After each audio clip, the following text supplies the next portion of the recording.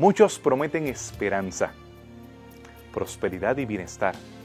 Pero ¿dónde podemos encontrar realmente la fuente de nuestra esperanza? En medio de un mundo de caos y de problemas, ¿dónde podemos encontrar seguridad? El libro de Isaías, en medio de la muerte y las dificultades, encontramos un destello de luz. ¿Qué mensaje de esperanza tenemos en este conocido y famoso libro de Isaías? Te invito a que me acompañes en este nuevo capítulo de Evidencias.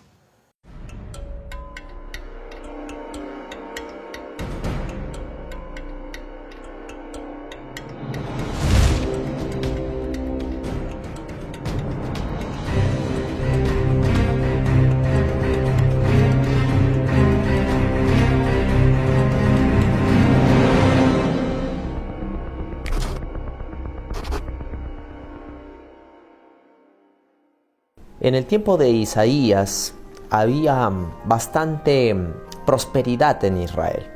El rey de turno era el rey Usías. Basado en los demás datos que encontramos en otros libros de la Biblia, vemos que Usías se establece en una época su reinado donde hay mucha prosperidad. Logra tener control de rutas de caravanas en este periodo, así que podemos imaginarnos un estado de buena prosperidad económica. Sin embargo, siempre ha habido un contraste, porque en los momentos en que mejor ha estado la economía de Israel, creo que la única excepción pudiera ser David y Salomón en algún momento, son los periodos también donde hay una declinación espiritual o un abuso de poder. Y esto es ciertamente parte de lo que cuestiona el libro de Isaías, donde vemos tanta injusticia, incluso cuando Isaías hace el llamado de ay de los que hacen injusticia, y empieza a hacer todos estos ayes sobre toda esta injusticia social que se encuentra en el reinado de Usías. Isaías es llamado a su ministerio. Obviamente el pueblo de Israel piensa que está haciendo las cosas bien porque está en un momento de prosperidad económica, política y militar. Sin embargo, al mismo tiempo es una época de mucha idolatría y de mucha corrupción, inclusive la práctica de injusticia dentro de Israel. Y Isaías se encontraba en un momento bastante difícil con respecto a la vida espiritual, porque cuando él ingresa al templo, Dios le muestra una visión donde le hace ver que Judá estaba en problemas espirituales. Había mucha carencia de fidelidad a Jehová. Y lo más interesante es que la arrogancia del pueblo y sobre todo de sus líderes es tan grande que Dios en su mismo llamado le dice a Isaías: vas a hablarle a un pueblo que no va a escuchar y un pueblo que no quiere ver. Por lo tanto, es un mensaje. Isaías sabe de antemano que el mensaje no va a ser bien recibido, sino que va a ser rechazado en forma inicial. Cuando Isaías hace el llamado de ay de los que hacen injusticia, y empieza a hacer todos estos ayes sobre toda esta injusticia social que se encuentra en el reinado de Usías, vemos que sí es un ambiente de prosperidad económica donde pareciera ser que no hay ningún peligro inminente. Incluso hablar de algún enemigo o de algún juicio cercano realmente sería un mensaje disonante con lo que se pudiera percibir en el momento, y por eso el cuestionamiento de los profetas va hacia la justicia social. O sea, si este estado de prosperidad se fundamenta sobre la injusticia social, lo que viene definitivamente va a ser juicio y castigo o destrucción de parte de Dios, que no espera que nuestra prosperidad esté basada sobre el abuso y la explotación del oprimido.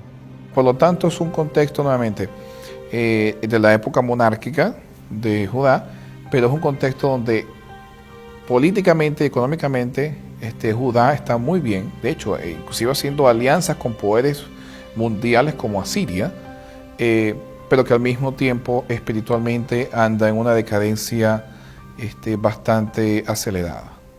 Isaías se encontraba desconsolado. Había muerto el rey Usías. El rey Usías había sido un rey fiel y las ganancias en el campo de batalla habían sido grandes. Se habían restaurado algunas de las ciudades, murallas habían sido restablecidas, y Usías, que había sido un gran rey, tenía como hijo y corregente a Ahaz.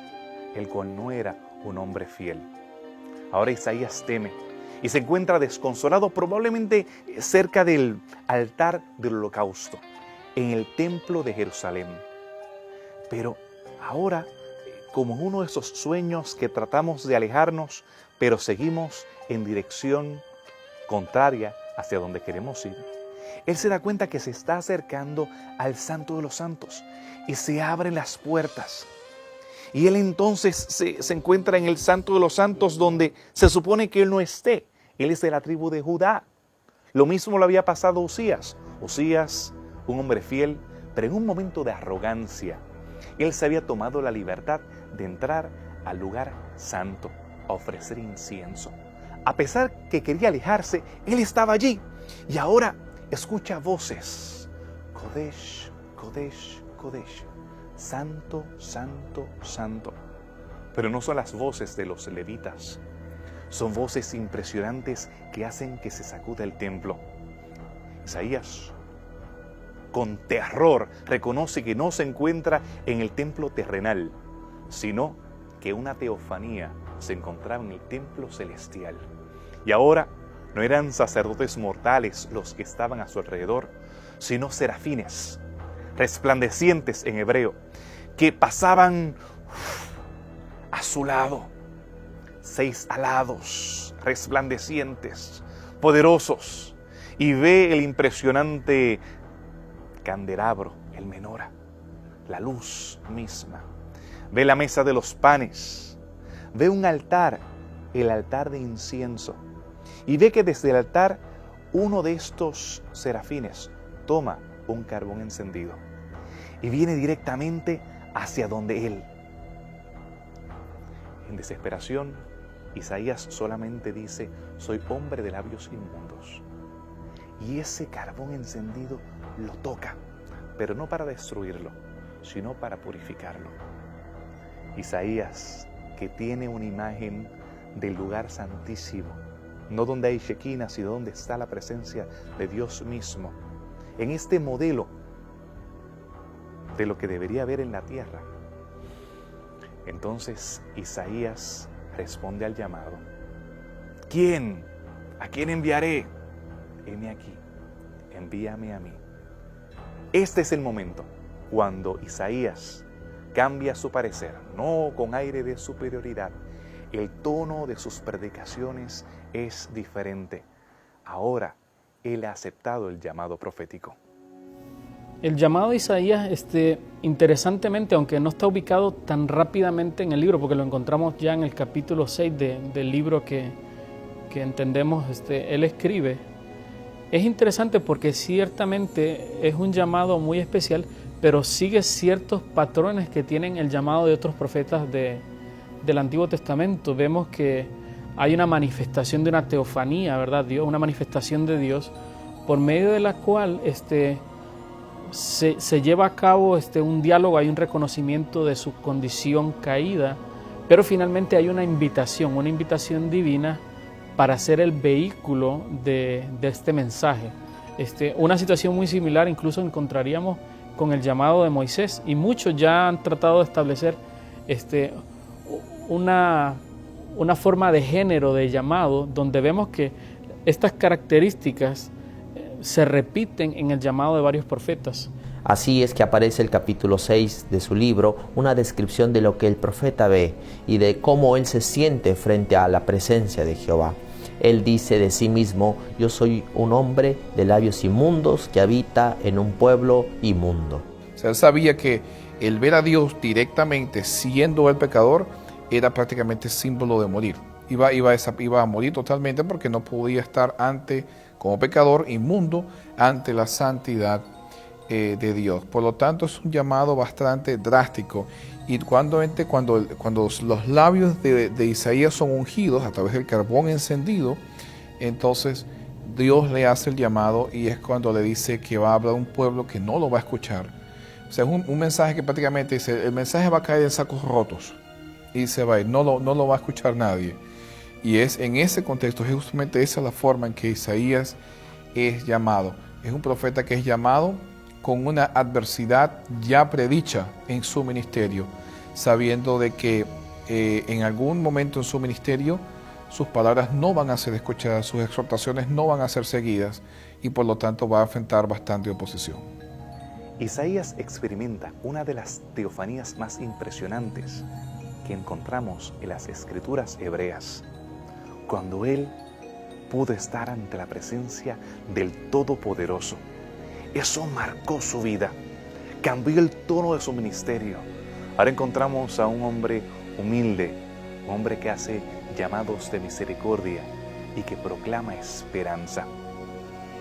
En medio del caos político que se ha de desatar una vez muere el rey, tenemos que entender qué estaba pasando en el horizonte, qué estaba sucediendo entre los vecinos de Judá, para poder vislumbrar la importancia de la esperanza en este hermoso libro.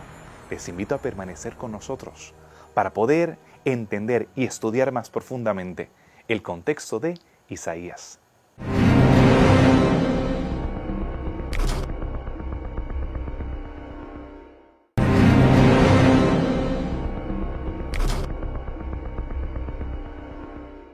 Qué bueno que permaneces con nosotros. Tienes muchas opciones de otros programas para mirar, pero has decidido estudiar de manera intencional las Escrituras a través de evidencias. Puedes continuar viendo algunos de los programas de esta serie de profecía en nuestra página de internet, a través de YouTube, a través de Facebook o a través de nuestro blog. Escríbenos y solicita la serie de estudios bíblicos que ofrecemos aquí en Evidencias. Continuando con Isaías, podemos ver cuál era el entorno político al cual él se estaba enfrentando. Sus vecinos amenazaban desde el norte. Sí, a pesar de que eran sus primos, las tribus del norte, ahora estaban acercándose, marchando cada vez más cerca de la frontera, aliados con los sirios, con los que habían sido enemigos de ellos durante la época de Elías, de Eliseo y en tantos otros periodos de la historia. Ahora estaban unidos y Judá tiene que jugar en este contexto entre las superpotencias de su tiempo, entre Egipto y Asiria. ¿Qué hacer? ¿Cuáles son los dilemas políticos a los que se tiene que enfrentar Judá en el siglo VIII? Israel siempre se encontró en medio de esta lucha geopolítica de poderes que venían del norte y querían dominar esta región, o poderes del sur que también querían dominar esta región, que era muy importante en el tráfico económico.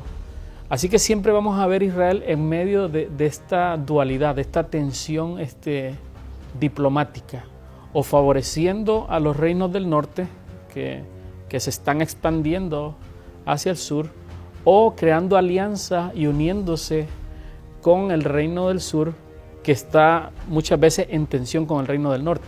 Un concepto importante que nosotros no debemos olvidar al estudiar estos libros proféticos es que en aquel tiempo los dioses eran dioses territoriales.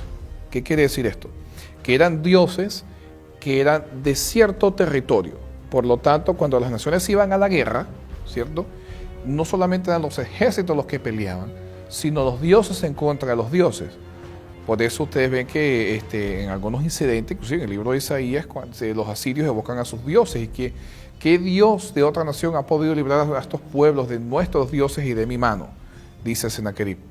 Por lo tanto, los dioses eran territoriales. Hoy tenemos una idea similar. Por lo menos en varias religiones cristianas, como la religión católica, tenemos por lo menos la Virgen de la Chiquinquirá, la Virgen de Guadalupe, la Virgen, son patrones o santos territoriales que se asignan a esa localidad. Bueno, la misma idea se traduce al Antiguo Oriente, donde habían dioses territoriales, estaban los dioses de Asiria, los dioses de Babilonia, los dioses de Israel, los dioses de los moabitas, y cada vez que había una victoria militar, el que era victorioso hacía alusión de cómo sus dioses le habían otorgado la victoria sobre estas otras naciones. ¿Qué implicación tiene esto? A los reyes de Judá hacer pactos con los reyes de Asiria, ¿en qué Dios estaban confiando?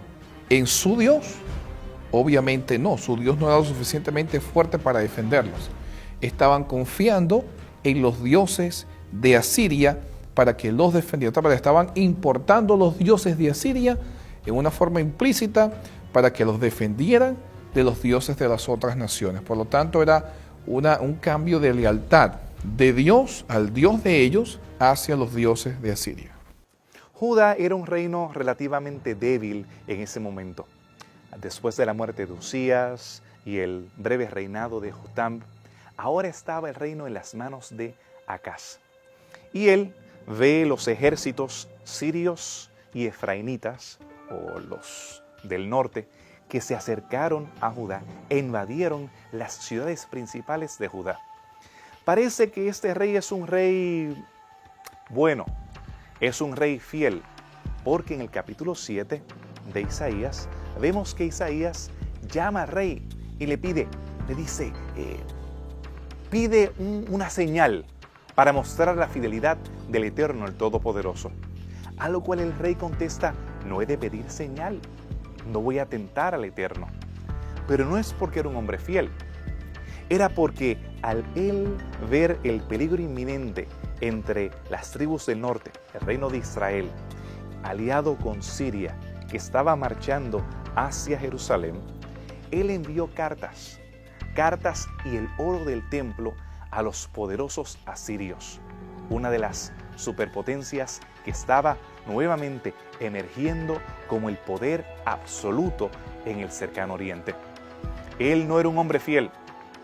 Él se encargaría de despojar los tesoros del templo, entregarlos a un poder extranjero, confiar en ellos, y no solamente eso, él habría de adorar los dioses de Damasco y los dioses de Samaria. Los dioses que habían sido vencidos serían los que él habría de adoptar. En ese contexto, Isaías hace una profecía, una de las más conocidas por los cristianos. Isaías habla acerca de una joven que habría de tener un hijo y llamaría su nombre Emanuel. La palabra hebrea para joven, para doncella, no necesariamente es virgen. Tenemos esa palabra utilizada en el Cantar de los Cantares y en otros contextos. Vemos que más adelante Mateo reconoce la tipología de esta profecía. En primer lugar, para cumplirse en el tiempo de Isaías, para demostrar el poder, la presencia del Señor al rey Acaz y a las personas que se encontraban allí, pero con un lente profético, a hablar de ese Dios con nosotros, ese Emanuel que habría de venir unos 700 años más tarde. La relación de Isaías con muchos de los reyes bajo su ministerio no siempre fue tan aceptable y positiva. Sin embargo, pareciera ser que gozaba de cierta aceptación en la corte el mensaje de Isaías, porque no vemos un antagonismo radical de los reyes hacia Isaías. Sin embargo, vemos que no siempre fueron obedientes de los mensajes que el profeta daba, y un caso especial, el caso de rey Ahaz, porque lo vemos aunque buscando y consultando mensajes de Isaías o recibiendo mensajes de Isaías, vemos que no va a ser muy abierto a este mensaje y a tratar de confiar o incluso aceptar las ofertas que el profeta en nombre de Dios le hace. Acaz es un rey que promueve la idolatría, a pesar de que obtiene un favor o un estatus económico para la nación, político, económico y militar bastante sustentable, sobre todo basado en las alianzas con países extranjeros, sobre todo Asiria. Llega y sumerge al pueblo en un contexto idólatra bastante fuerte, en un contexto donde el pueblo prácticamente se olvida de quién es su Dios y empieza a incorporar la adoración a otros dioses. Aparte de eso, está la práctica de la injusticia. Acaz es un rey bastante injusto, un rey que toma posesión de lo que quiere, como quiere, que usa la fuerza para someter a aquellos que no están de acuerdo con él, y llega a convertirse en un rey bastante injusto. Es en medio de esta comunicación entre Acaz y Isaías, que vemos la declaración o el anuncio de esta profecía mesiánica tan querida para los cristianos, que es el anuncio del nacimiento de Emmanuel. Acaz responde diciendo, yo no necesito o yo no voy a pedir nada al Señor. Y entonces Isaías le dice, si tú no quieres pedir nada al Señor, el Señor te va a dar algo a ti. Emmanuel, el niño, va a nacer. Y entonces ahí empieza a describirse cómo sería este niño y cuál sería su misión. La promesa de el nacimiento de un bebé, que tradición cristiana y por lo menos la Septuaginta pareciera indicar, ofrece el nacimiento de un personaje particular. Claramente vemos una imagen mesiánica que va a ser la solución definitiva, no solo de este problema que enfrenta Israel temporariamente, sino del problema definitivo del pecado y el establecimiento de un reino eterno, el reino de Dios. Isaías tiene esperanza en medio de la apostasía que es introducida por el rey Acaz. A pesar de que él ha puesto ídolos en el mismo templo donde él había tenido la teofanía, había visto la presencia del Dios Todopoderoso, allí él tiene un rayo de esperanza porque ha de venir un rey que sea fiel, un rey que sea conforme al corazón de Jehová, un rey como no había habido en Judá desde los tiempos de David. Si quieres ver y estudiar más profundamente acerca de ese rey, el cual es vaticinado por Isaías, quédate con nosotros aquí en Evidencias.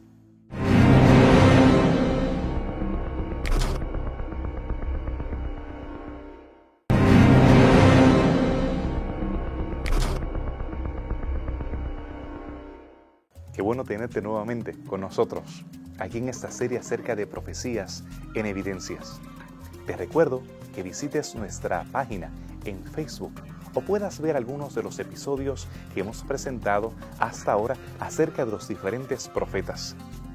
Continuamos con la historia de Ezequías, que tal vez es una de las más fascinantes que tenemos en el Antiguo Testamento en el contexto de los reyes hebreos. Tan importante es la historia de Ezequías que aparece en varios de los libros de las Escrituras. Aparece en el libro de Reyes, aparece en Crónicas y aparece en el libro de Isaías. Con detalles muy interesantes, ya que Isaías se encarga de presentar cuán fiel era el rey Ezequías. Era un rey que hizo grandes reformas en el ámbito religioso. No había habido una Pascua como la que celebró Ezequías hasta ese momento. Los lugares altos, lugares donde sí se adoraba en primer lugar a Jehová, al Dios del cielo, pero que después se fueron sincretizando con religiones de los países cercanos, ahora eran quitados. Tenemos evidencia arqueológica de la destrucción de estos altares. Vemos también la muralla de la cual habla el profeta Isaías. La vemos todavía en Jerusalén. También podemos cruzar en ese laberintesco túnel que pasa por debajo de la ciudad, que hasta el día de hoy es una aventura en la cual tú puedes sentir el agua corriendo por tus rodillas, depende de tu estatura, hasta la cintura, y sentir la emoción de estar cruzando por un lugar que fue preparado para los ataques de los enemigos. Era un rey que fortaleció la ciudad, un proyecto de ingeniería que sorprende hasta el día de hoy a los visitantes de la ciudad de David. Allí se encontraba una inscripción que es otra de las evidencias que nos habla acerca de la veracidad de las Escrituras. Así que la historia de Isaías y la historia de Ezequías está llena de evidencias, de diferentes elementos que nos hacen ver cuán importante fue este rey. Entre ellos, algunas de las más populares son estas evidencias arqueológicas que nos muestran que le pertenecía al rey las vasijas de grano o las vasijas de vino que eran usadas de forma oficial, al principio teniendo 2 alas. Pero después de la caída de Samaria, después de la destrucción del reino del norte, entonces Ezequías se encargó de poner 4 alas, un escarabajo, siendo un símbolo egipcianizante, 4 alas, él evocando el imperio davídico y salomónico, demostrando que ahora él iba a extender sus fronteras a la misma extensión que la tenían sus antepasados. Ese rey poderoso, ese rey especial se convirtió en íntimo amigo de Isaías, dejándonos un legado arqueológico de evidencias que llega hasta nuestros días. De acuerdo a detalles del libro de Isaías, pareciera ser que de los reyes que menciona el libro de Isaías que tuvieron relación con él, Ezequías es uno de los que es más favorable al ministerio de Isaías. Incluso vamos a ver, especialmente en este capítulo tan famoso de Isaías 39, al profeta interviniendo de manera particular en un caso de enfermedad terminal del rey y tratando de estar cerca de él, que nos menciona que esta relación entre estos dos figuras, el rey y el profeta, era muy cercana y era más afable de lo que fue con otros reyes. Este fue un rey justo, que era temeroso de Jehová, hizo una gran reforma en Israel. Dentro de su reinado se logró hacer la Pascua y se establecieron varias reformas espirituales que beneficiaron grandemente al pueblo de Judá. Sin embargo, el rey Ezequías fue amonestado por el profeta Isaías en aquel tiempo. Debemos recordar que Babilonia había enviado algunos mensajeros para visitar al rey Ezequías y él les había mostrado todos los tesoros de su casa. Entonces el profeta Isaías le dijo al rey Ezequías que aquella conducta tendría funestos resultados para Israel. Y en el futuro Babilonia invadiría Judá. Esto fue muy terrible.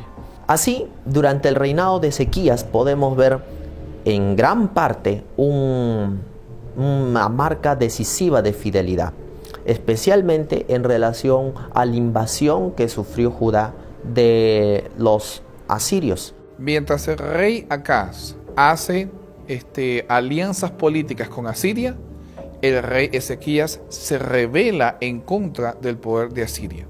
Mientras Acaz rechaza las profecías de Isaías y el ministerio de Isaías, Ezequías llama a Isaías y en un momento de que se le presenta la crisis a Isaías diciendo, buscando a Dios. Mientras el reino de Acaz se caracterizó por la injusticia y la idolatría, el reino de Ezequías se caracteriza por la misericordia y la reforma religiosa hacia Dios. Por lo tanto, la relación de Ezequías con Isaías es una relación más de colaboración, una relación más amistosa y de recepción del mensaje profético que Isaías tenía. Y no solo del mensaje, sino del ministerio que Isaías tiene. De hecho, durante la vida de Isaías, en realidad es Ezequías el único rey que recibe a Isaías con ojos de aprobación. Los otros reyes lo rechazaron y eventualmente el último ha de terminar con su vida. Pero es Ezequías el único rey en el cual Isaías puede desarrollar su ministerio en total tranquilidad y sobre todo no solo tranquilidad, sino que es aceptado por el rey mismo como algo bienvenido y como un profeta de Dios. Ezequías ha sido presentado como un héroe. Indudablemente las escrituras hebreas nos presentan todo lo positivo que hizo este rey, pero tampoco esconde los aspectos negativos que muchos lectores han obviado. Ezequías, a pesar de ser un hombre fiel, también se convirtió en el cabecilla de una rebelión. Los asirios habían tenido el poder sobre toda esa región. Su padre Acaz había pactado con ellos fidelidad y pagarles tributo anualmente. Pero Ezequías decidió no pagar el tributo. Ezequías decidió aliarse con algunos de los reyes locales y ser el cabecilla de una rebelión regional. En vez de aliarse con Asiria, en esa guerra de poderes que había entre el norte y el sur, él decide aliarse con los egipcios. la dinastía número 25, los faraones negros de Etiopía. Isaías le advierte de no hacer eso. Algunos lectores de la Biblia han interpretado que Isaías está haciendo un juego político, que él era parte de aquellos que eran pro-Asiria, el partido pro-Mesopotamia. Pero no, Isaías le está diciendo ni con Asiria, ni con Egipto, ni con Babilonia, sino con Dios. Babilonia en ese tiempo no era un poder regional, había sido subyugado por los asirios. El rey Evil-Merodach era un rey que realmente no tenía ni siquiera un trono en Babilonia. Estaba huyendo en la parte sur de lo que conocemos hoy como Irak. Pero esas batallas que tuvieron lugar son muy importantes. Tenemos cartas como Ezequías presionaba a los reyes que se encontraban a su alrededor. Tenemos cartas, evidencia arqueológica de cómo Taharka subió a esta batalla de El Teca en el año 701. Tenemos más adelante, en el prisma de Sennacherib, vemos evidencia de cómo Sennacherib reconoce que ha aprisionado a Ezequías. Los eruditos todavía debaten una o dos batallas. Hemos podido reconocer en el texto y otra evidencia extrabíblica que hay muchas posibilidades para dos de ellas, teniendo el primer ataque de los asirios, una invasión regional. Ellos se alejan después que Ezequías le paga el tributo, sacando el oro del templo y los tesoros que habían sido acumulados durante mucho tiempo.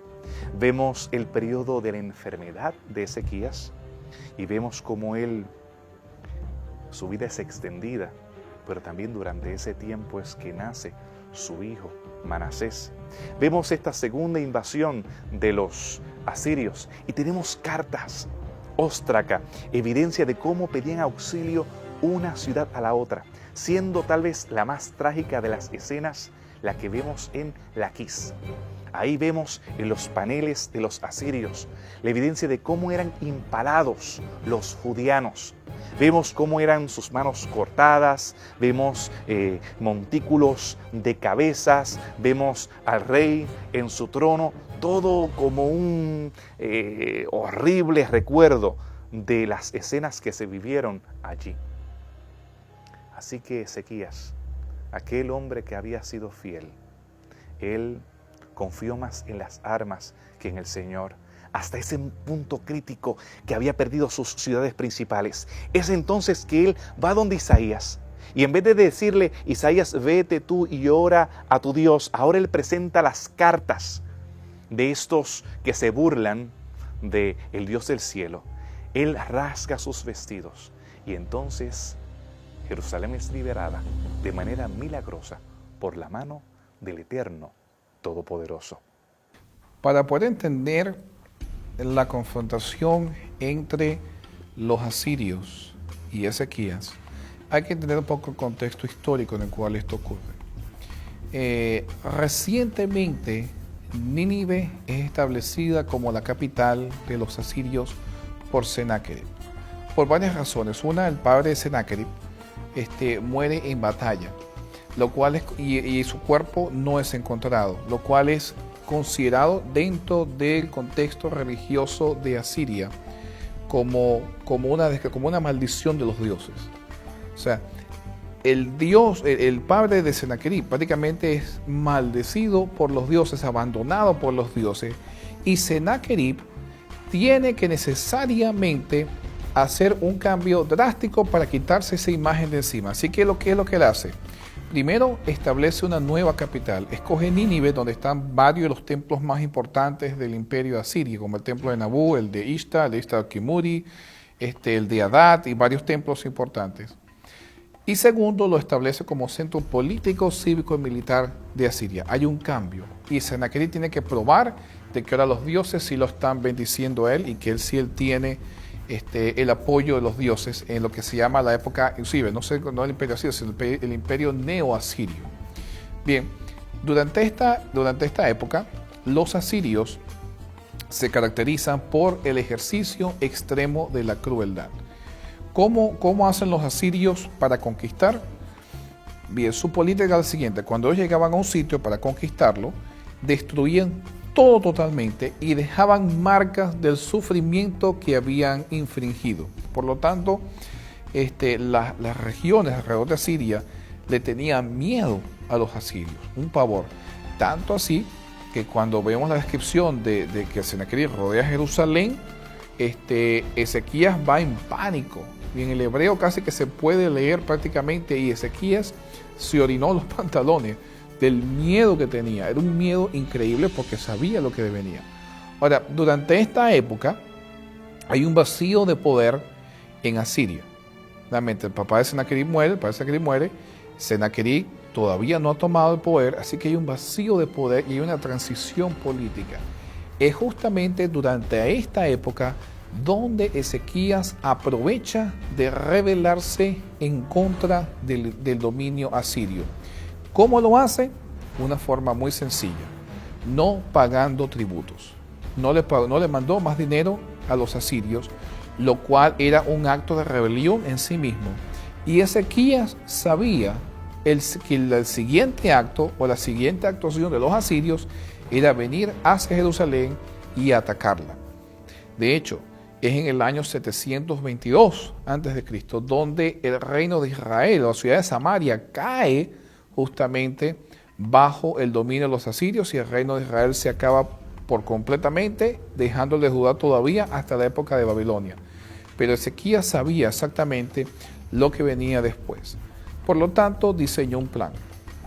Y diseñó un plan para poder subsistir mientras el ejército asirio rodeara la ciudad de Jerusalén. ¿Y qué fue lo que hizo? Bueno, logró construir un túnel para traer agua desde afuera de la ciudad hacia adentro de Jerusalén, un túnel clandestino que no lo pudieran encontrar los asirios y que permitiera que los habitantes de la ciudad se pudiesen quedar por muchos días dentro sin tener que salir, de manera de que los asirios estuviesen afuera y eventualmente se cansaran y se fueran, y los demás estuviesen resguardados dentro de la ciudad, de la muralla de Jerusalén. Aquí en el Museo de Arqueología de Sifringhorn tenemos una réplica justamente de la inscripción que graba la construcción de este túnel por el rey Ezequías.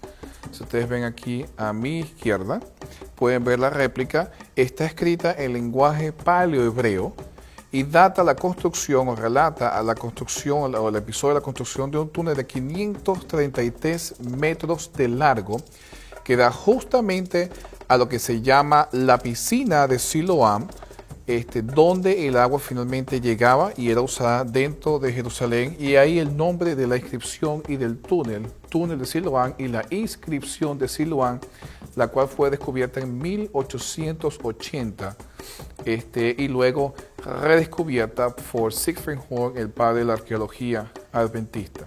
Lo importante de esta inscripción justamente es el hecho de que se correlaciona con el incidente histórico en el cual Sennacherib rodea o sitia la ciudad de Jerusalén, y Ezequías, en previa preparación a la amenaza de Asiria, logra construir este túnel esperando que los asirios vengan a atacarlos y para poder mantenerse dentro de la ciudad sin tener que salir y poder eventualmente resistir la invasión de Asiria. Así que es la inscripción de Siloam, que se encuentra hoy en día en el Museo de Istambul en Turquía. Dentro del relato bíblico encontramos de que nos dice que la razón por la cual Sennacherib regresa a Nínive es el hecho de que Dios, cuando en forma milagrosa, hace que su ejército perezca. La Biblia habla de 180 y pico mil de hombres que perecen del ejército de Sennacherib. Y entonces dice que se levanta y se va. Los récords históricos de Asiria en realidad nos reflejan una crisis política en Asiria por la cual Sennacherib tiene que devolverse para poder solventarla, y en ese momento es cuando regresa a Nínive y es ahí asesinado por sus propios hijos, inclusive dentro de uno de los templos de Nínive. Así que él es asesinado ahí Y el hecho es que la invasión a Jerusalén nunca se concreta, al punto de que Senaquerib en una descripción pone justamente el hecho de que logró rodear a Ezequías como el pájaro que está dentro de una jaula. Sin embargo, nunca hace mención de que logra conquistar a Jerusalén. Después de estudiar la fascinante vida de Ezequías, sus batallas, los conflictos que había en la región y cómo fueron liberados por el Eterno, queremos ver los rayos de esperanza que presenta Isaías, cómo él habla acerca de un Mesías que había de venir. Entonces no solamente es un rey temporal como el caso de Ezequías, un príncipe, Padre eterno. Ahora estamos hablando de un Dios de paz, un Dios de Shalom. ¿Qué tiene que Isaías de decir acerca de ese Mesías? ¿Cuál es el cuadro que él quiere dejar entre sus oyentes? Estudiemos más de eso aquí en Evidencias.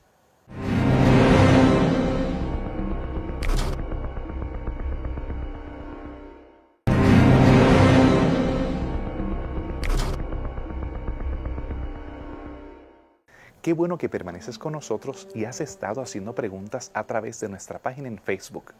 Puedes seguirnos a través de la misma y también ver algunos de los episodios que hemos presentado hasta ahora acerca de profecía en YouTube. También tienes la oportunidad de solicitar los estudios bíblicos que estaremos a gusto de poder enviártelos.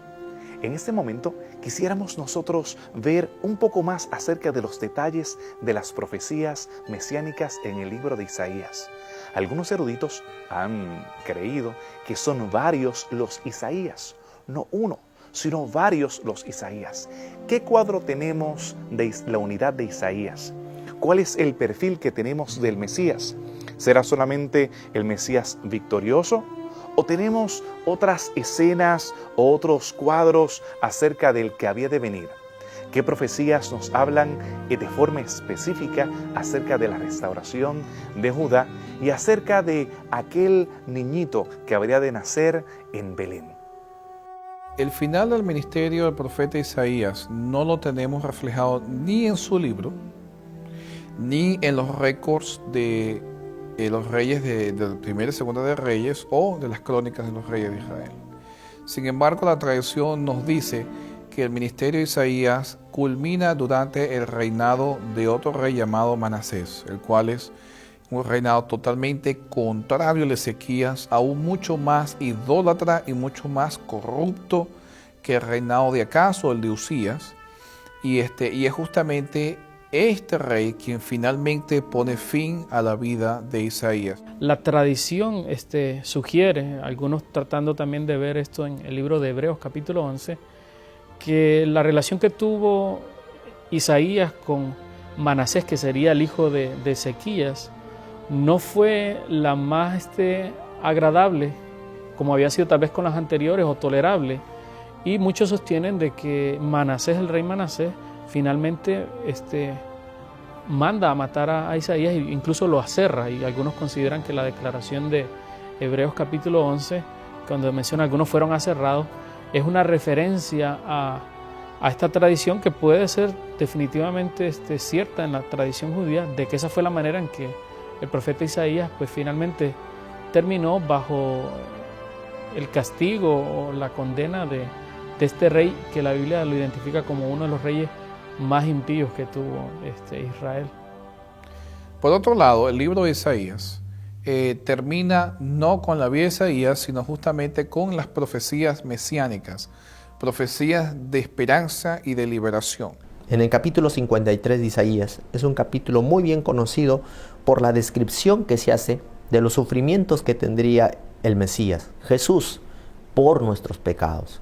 Dice ahí que Él sería traspasado, sería varón de dolores, sería quebrantado, pero volvería a vivir y daría vida a su pueblo.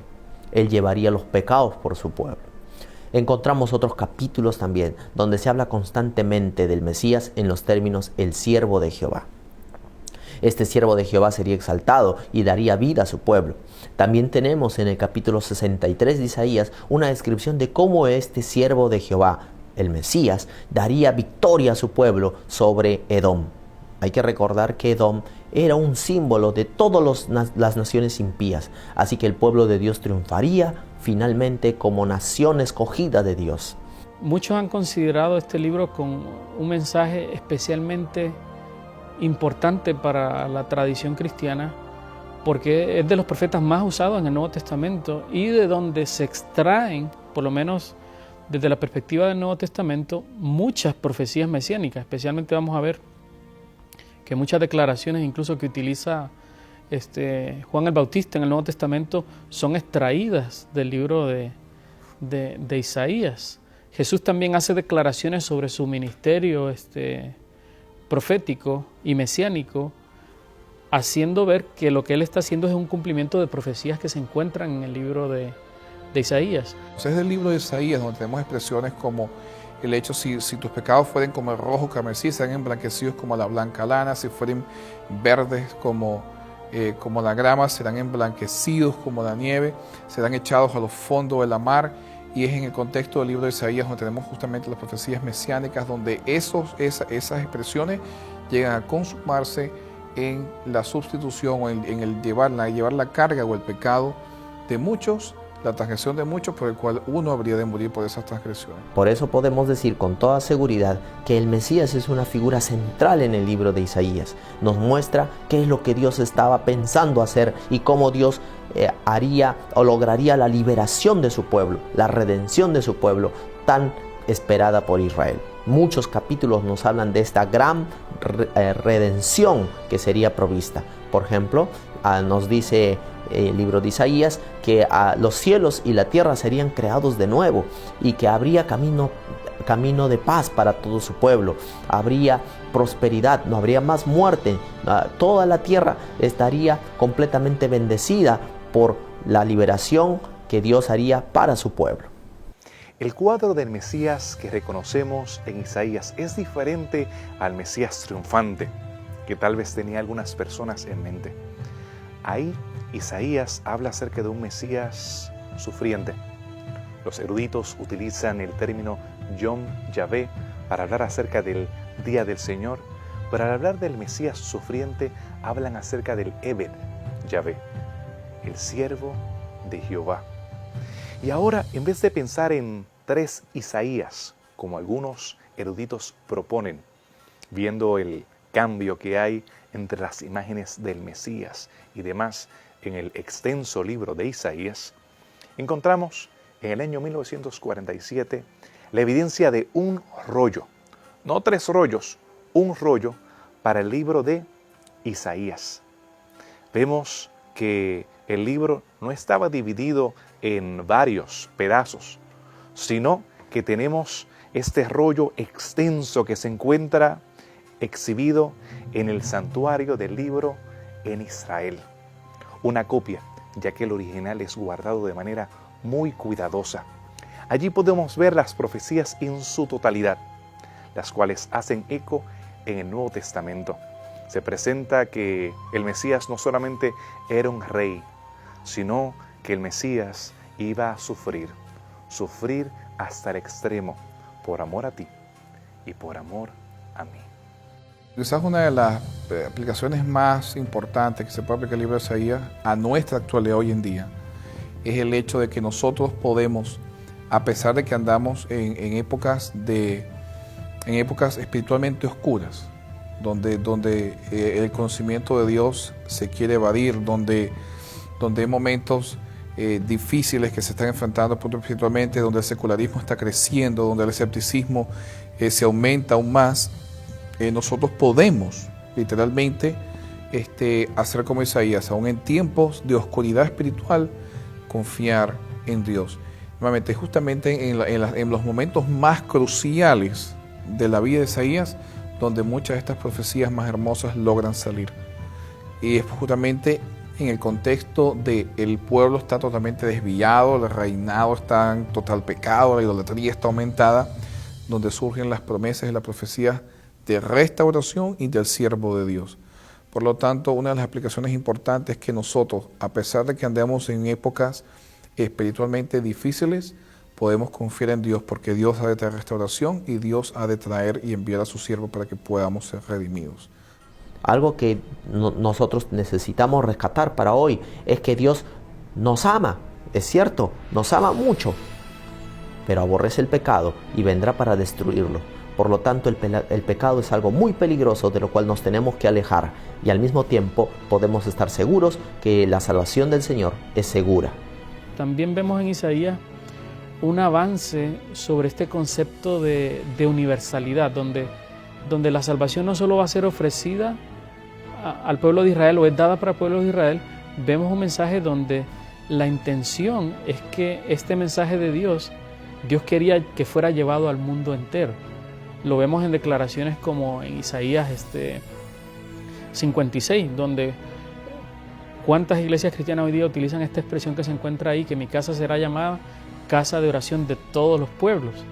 Es una declaración que encontramos en el libro de Isaías. Otra aplicación importante, pienso yo, para nosotros ya como cristianos, es el hecho de que a lo largo del libro de Isaías, y como reflejamos en la época histórica donde Isaías vivió, desde Usías hasta Manasés, vemos la realidad de la inmensidad de los pecados del pueblo de Israel. Sin embargo, Dios proveyó un camino para que sus pecados fuesen perdonados, limpiados, lavados y eliminados. Lo vemos desde los primeros capítulos del libro de Isaías, donde se presentan las expresiones como tus pecados serán blanqueados, tus iniquidades serán perdonadas, como vemos la promesa del siervo llamado Emmanuel, consejero, admirable de fuerte, príncipe de paz, hasta el final del libro de Isaías con Isaías 53 y aún en los últimos libros de Isaías, donde se habla de la restauración del pueblo de Dios, donde dice que de sábado a sábado y de mes en mes iremos todos a adorar a Dios. Por lo tanto, la promesa de restauración y perdón de pecados es constante. Dios quiere lavar nuestras iniquidades, Dios quiere limpiar nuestros pecados y ha provisto el camino para que nosotros podamos ser lavados de nuestras iniquidades y podamos volver al Dios que nos creó, que nos salvó y que hoy en día nos ofrece redención. En medio de la muerte, en medio del dolor, en medio de la crisis política o económica, en medio de la enfermedad, encontramos esperanza. Isaías pudo experimentar la esperanza en los momentos más críticos y dolorosos de la experiencia de Judá. Isaías pudo anunciar acerca de un Mesías que iba a cargar nuestros pecados, que por sus llagas nosotros seríamos curados. Presenta a un siervo sufriente, uno que estuvo dispuesto a cargarlo y soportarlo todo por amor a ti y por amor a mí. No estás sola. En medio de la confusión, no te encuentras alejada de la esperanza, sino que el Mesías se encuentra a tu lado y te dice: yo sufrí lo que tú sufriste. Yo he sufrido más de lo que tú has sufrido. Ese mensaje de esperanza que tenemos en Isaías es el que te garantiza que tendremos salvación eterna. Que Dios te bendiga, que puedas reconocer la evidencia de su amor en tu vida, que puedas aceptarle como tu Salvador personal y que puedas disfrutar de esa esperanza.